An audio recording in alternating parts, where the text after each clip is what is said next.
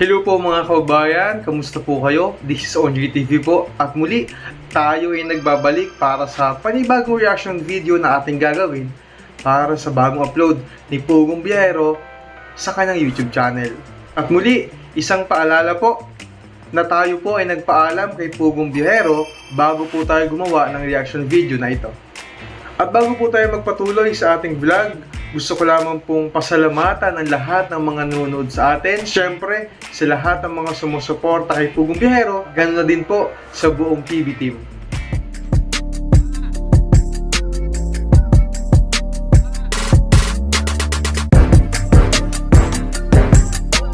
Batang ina ang bagong tinulungan ni Pugong Biyahero sa Davao City. Ito nga ay si Mary Flor, 19 na taong gulang. Napuntahan namin ang isang batang ina na kapapanganak pa lamang. Wala pang isang buwan nang isilang niya ang kanyang anak. Wala pa silang pagkain ng mga oras na iyon. Tanging kamote lamang ang mayroon sila. Wala daw kasi silang pambili ng bigas man lang. 16 na taong gulang pa lamang daw si Mary Flor nang siya ay mag-asawa. Kaya naman, mayroon na siyang 2 anak. At ang bunso niyang anak ay wala pang 1 buwan mula ng kanyang ipanganak.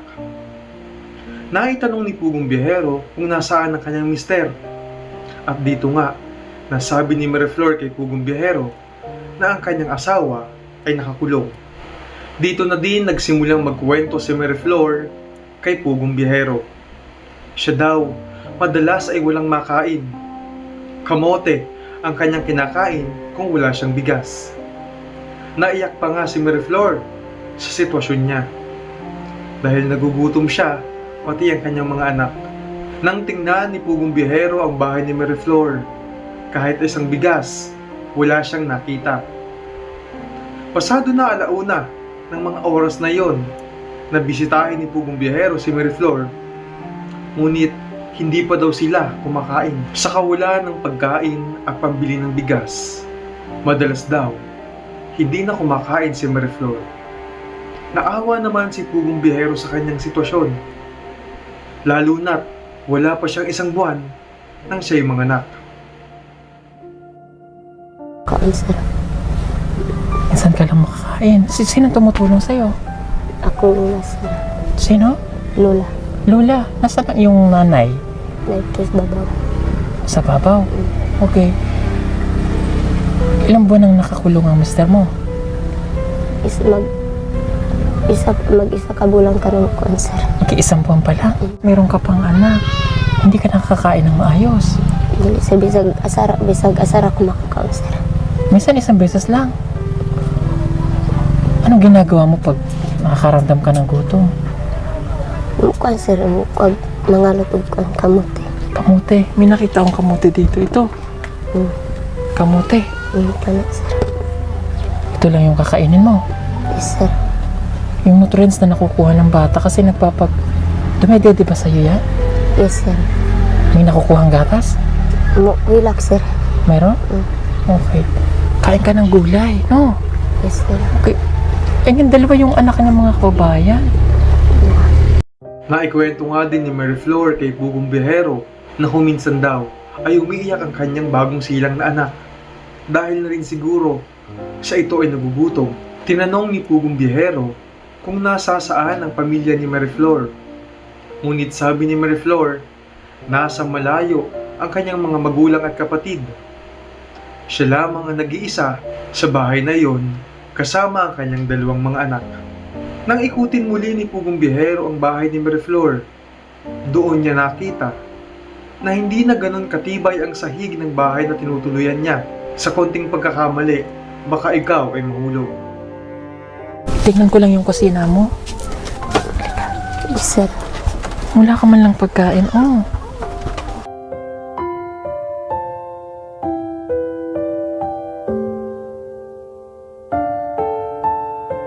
Siguro dahil hindi na niya na magawang makapaglinis. Dahil, ay nakakatakot. Wag ka na nga baka biglang bumagsak. Oh. Alam niyo po mga kababayan, yung bahay niya, hindi ka pwedeng tumapak din sa marurupok na yung yung sahig. Dito sa kusina, kailangan mo magdahan-dahan. Kasi buog na, oh. Nakakatakot tumapak.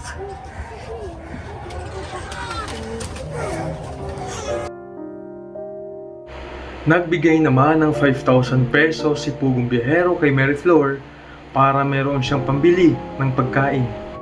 Ako dito ibibigay. Bigyan muna kita nito, ha?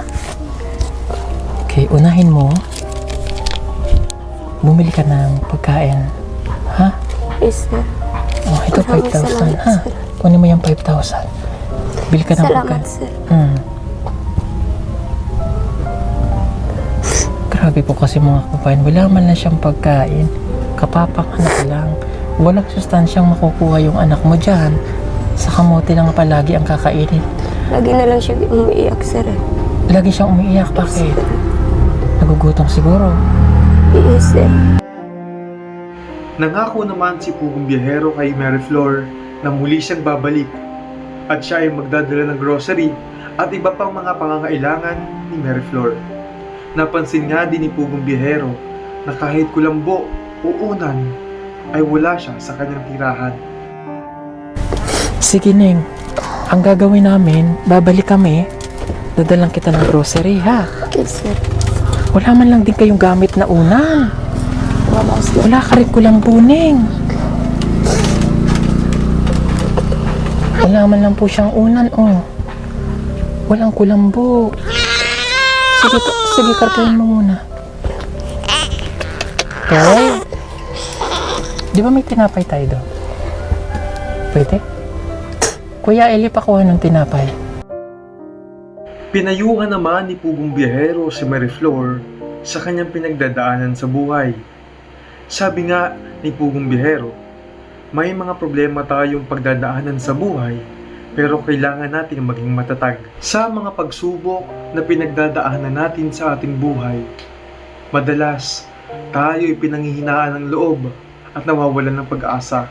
Minsan nga po, napapatanong na rin tayo sa Diyos. Bakit natin nararanasan yung mga ganong problema? Bakit kailangan nating pagdaanan ang matitinding pagsubok sa ating buhay? Mga kababayan, sa mga ganong pagkakataon na tayo ay nakakaranas ng pagsubok sa buhay, huwag nawa tayong mawalan ng pag-asa. Patuloy tayong lumaban sa buhay. Huwag po nating kakalimutan na sa lahat ng pagsubok at problemang ating pinagdadaanan sa ating buhay, ay nandiyan ang Diyos para tayo igabayan.